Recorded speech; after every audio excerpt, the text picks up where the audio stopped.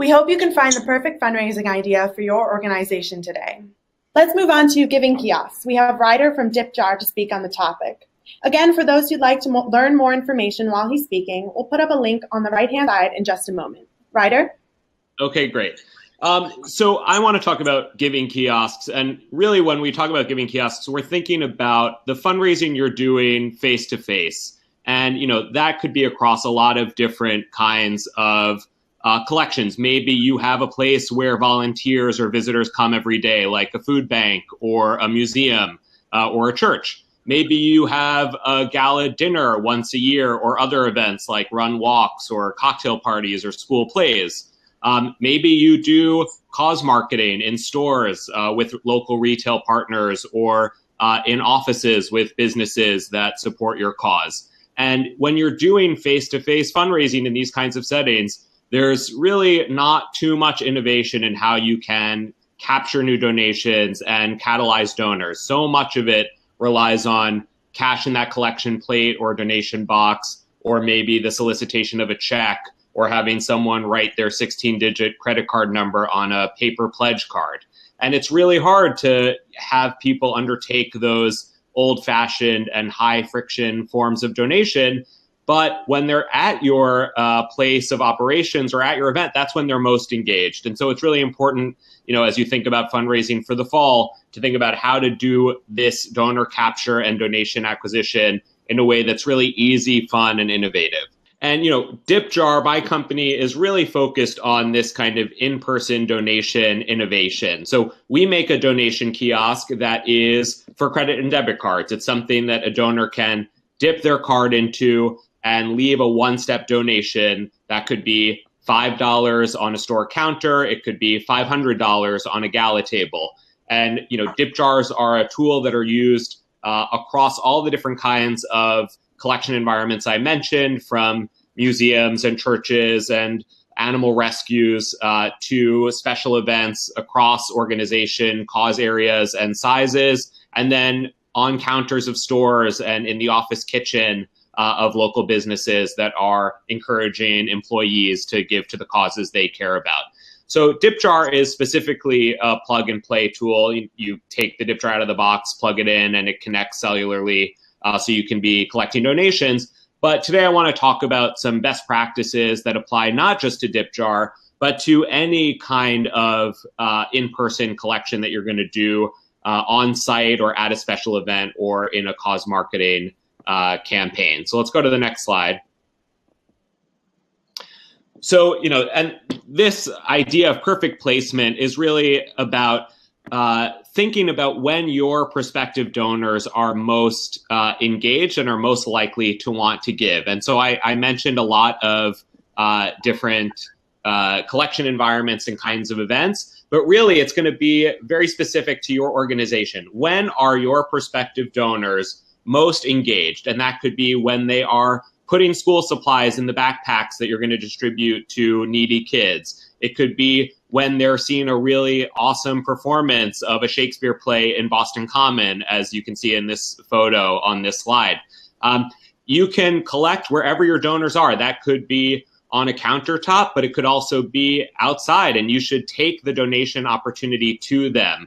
DipJar is a tool that's meant to be portable, and so you can walk right up to the person sitting on their blanket watching the play and have them dip.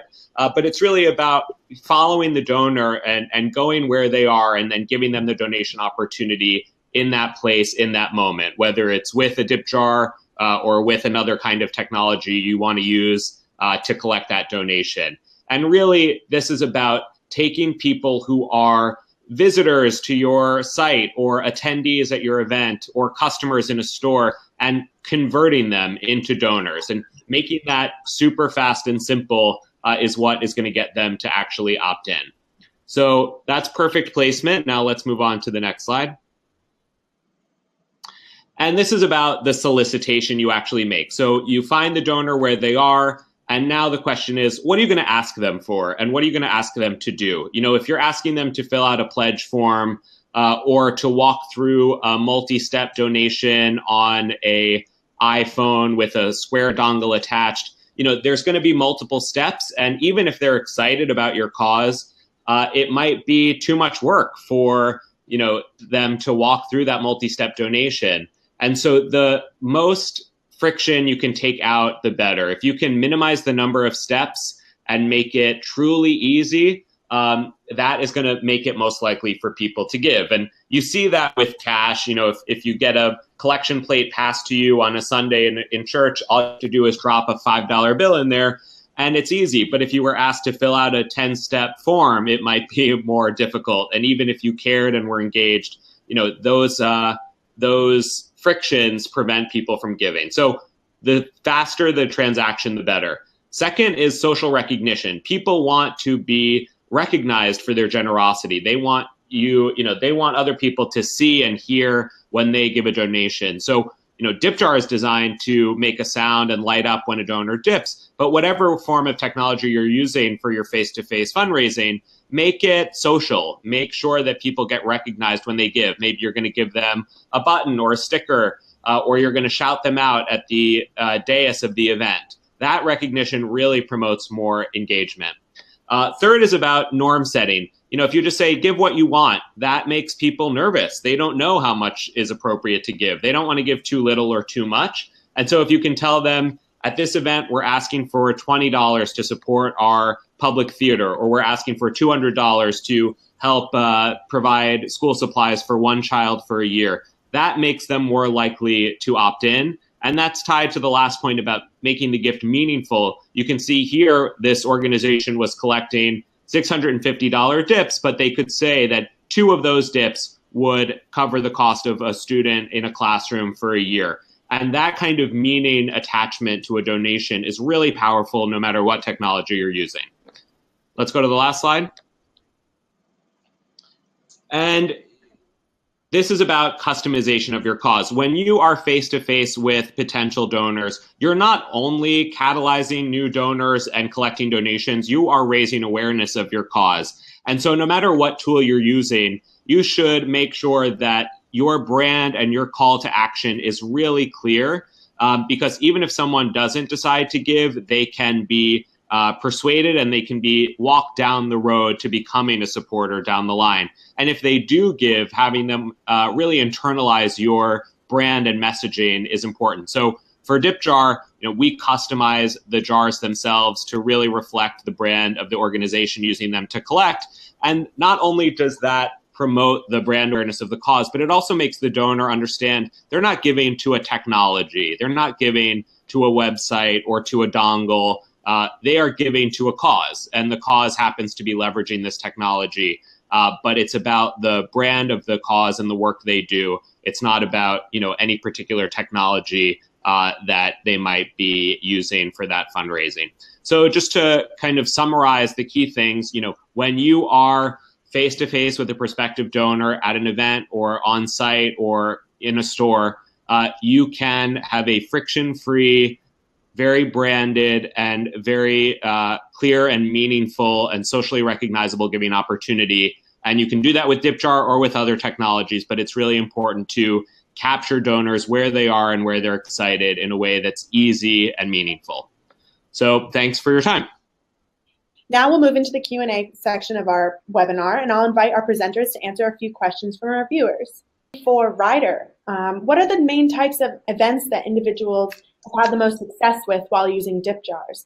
And how does a DipJar compare to a Square reader? That's a really great question. I'll answer the second part first. Square readers are very powerful to collect credit and debit card donations. What organizations see as a drawback of Square when they're comparing it to DipJar is really a few things. One is that the Square donations require many more steps. So, rather than an instantaneous donation, the prospective donor has to, swipe the card, walk through multiple steps on the screen, fill things out. And so it's just a higher friction experience and can delay the donation. Second is that it requires personnel to operate. So you need a volunteer or a staff member holding every iPhone or iPad with the dongle and walking every donor through that transaction. So you can't have, an unattended iPad with a dongle to collect a donation passively really every transaction, every donation has to be proactively processed by someone on your team, and that restricts your ability to collect, far and wide throughout your event and very fast. The other thing about the DipJar is that because it sets the clear norm, it makes it easier for folks to decide to give, and also it has that social recognition of lighting up and making a sound, and so it's kind of a more fun, joyful donation than walking through a square transaction. Folks use DipJars at all sorts of events, and the success really depends on how engaged folks are at your event. So, we see people put a DipJar set to $1,000 on a gala table. We see them sell raffle tickets for $50. We see them charging the entry price at the door with a DipJar. Organizations have a lot of success at events like golf tournaments, where they are collecting donations, when people are milling about, or to sell mulligans for $25 each. Anywhere that there are donors who have, the capacity to give a higher dollar amount donation and where they're very bought in, that's a great place to collect. But events can also be much lower key. It can be a street fair. There's an arts organization in Houston that uses DipJars at their weekly street festivals and collects $2, $3, and $5 dips. So it doesn't have to be a $1,000 donation to really add up quickly. The American Diabetes Association collected $3 dips at a state fair and earned $15,000 over the course of one day in $3 dips. So it really can add up depending on how engaged and high volume your prospective donor base is at that event. But anything where you can set the dollar amount high or have a real incentive to make that gift, like to get a raffle ticket or to get entry into an activity, those things are powerful. But the events really can be anything that is meaningful for your organization. Ryder, looks like we have one more for you. What does the process look like for understanding who dipped their cards in a DipJar? So what information do the nonprofits get back after the event? What can they see? I've been getting a lot of questions on the chat as well about what donor information is captured. So I understand that this is a really important aspect of the platform. We pass on all the information we get, and essentially that's the name of the donor from the mag stripe of the card. Unfortunately, the dip itself doesn't capture information like an email address or a mailing address, and so that contact information doesn't come with the instantaneous dip. You'll see the name of everyone who dipped, and so if you have a membership list or a list of RSVPs to your event, you can certainly cross-reference that. But if you want full contact information, organizations generally encourage donors to request a receipt or a tax acknowledgement from us. They go to dipjar.com, click request receipt, put in their email address, and then we have that data of everyone who's asked for an acknowledgement, and we can pass along to you a report of every transaction for whom or for which an acknowledgement was requested, along with the contact information of the donor. So we see that opt-in receipt request happen quite often at higher dollar amounts. If they're giving $650 at a gala, we don't see it that often for a $5 or $20 dip. For example, the folks who did the Shakespeare play, I don't think anyone who gave $20 at that event then went and requested a receipt. So that organization wasn't getting email addresses from all those people, but they were getting a significant amount of money and were converting those attendees into donors. So I will pause there, although I see a lot of other questions on the side that I'm itching to answer. So I'll just say, go to our website and chat with our online chat support with any questions you have, or submit a request to be contacted, and we'd love to answer all the questions you have. All right, and we have one more for Ryder. So how much does a DipJar cost if you don't customize it with your agency's logo? And can you have different DipJars at different levels? Yes, another great question. So to purchase a DipJar, it costs $399. And if you go to our website and click on Buy Now or go to store.dipjar.com, you can see all the colors that DipJars come in. That $399 purchase price includes a year of service. So because DipJars are cellular, you just plug them in and they're up and running. The purchase price includes a year of that cellular data plan, as well as a year of the software platform to manage and monitor your activity. After the first year, it's $99 per year per DipJar. You can absolutely have different DipJars at different levels. We see folks have half dozen jars at an event, and maybe one is set to $50 at the entry, one is set to $5 at the bar, the others are set to $250 on the tables of the luncheon. Your DipJars can always be at different levels. Each one is managed individually, and there's very detailed reporting through our dashboard and through the CSV files we send to you with records of those dips to tell you which DipJar is collecting which donations. And if you have multiple bases of operations or multiple volunteer teams, it's very easy to manage reporting across who's collecting where with which DipJars. Thank you, Ryder. Does anyone else in the chat have any more questions that we didn't get to answer? You can go ahead and type some more in if you do.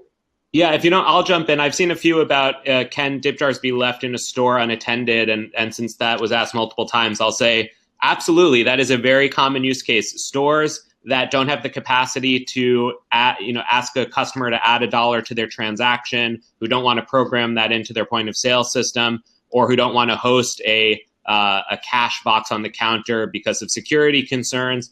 They love hosting DipJars. All they have to do is have the counter space for it and plug it in, and then the money goes right to the cause. The store doesn't have to do any extensive back-end accounting or transfer of funds, and DipJars work perfectly when they're not attended by a staff member or volunteer. They can communicate on their own or with some signage. So we see all the time folks put DipJars on the counters of friendly stores or in the offices of friendly businesses, because it's such a lightweight, flexible tool. Really, you should put it anywhere you want to get your messaging out and open up opportunities for new collections.